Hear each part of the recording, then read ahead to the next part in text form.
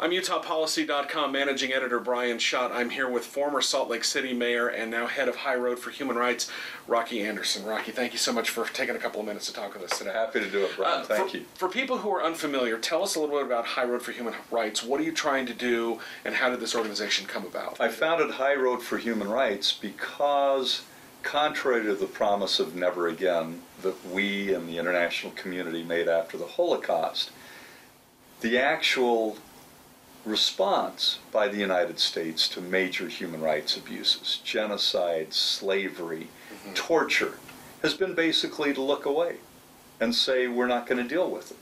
2 million people killed in Cambodia, 200,000 Bosnians and 2 million people run off, the continuing genocide in the Sudan. It's gone on and on. Rwanda, 800,000 people killed in 100 days, and President Clinton and his administration sat on their hands, as did Congress.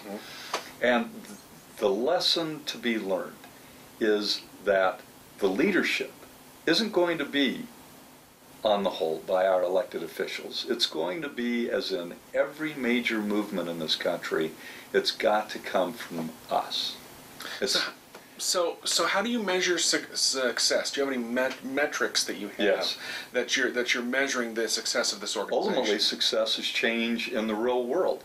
Do we get Congress to stop torture and to restore the rule of law in a country that is vastly different now than it was 10 years ago in terms of checks and balances, accountability for violations of the law, war crimes, violations of our Domestic War Crimes Act, as well as numerous international treaties?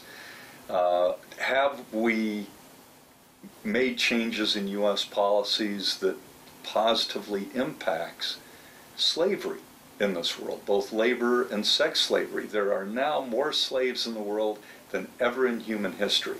And the United States could make an enormous difference providing the international leadership. We could have done it in every one of these instances. If the Clinton administration had gone to the United Nations and said, we need to stop what's going on in Rwanda in 1994, that genocide would have been over. So what the Clinton administration was looking for, and his national security advisor, Anthony Lake, made it very clear.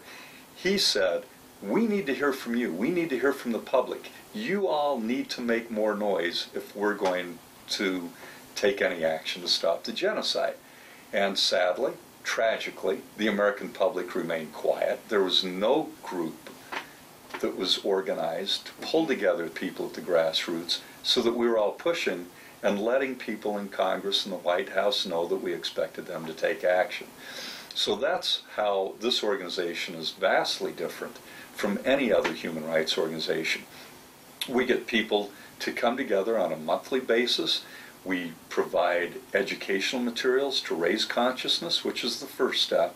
And then secondly, to provide tools to High Road members for them to take the kinds of actions that, in coordination with others around the country, will make the difference. But one could argue, just to play the devil's advocate, that not much has changed since the Bush administration with their the memos allowing torture. The Obama administration really hasn't done much to change that. We still have detainees down at Gitmo. I mean, these things are not changing. These policies are still being perpetuated. That's right, and it's not going to happen overnight. But I can tell you, High Road for Human Rights has taken a principled stand. We've been as critical of the Obama administration as we were the Bush administration.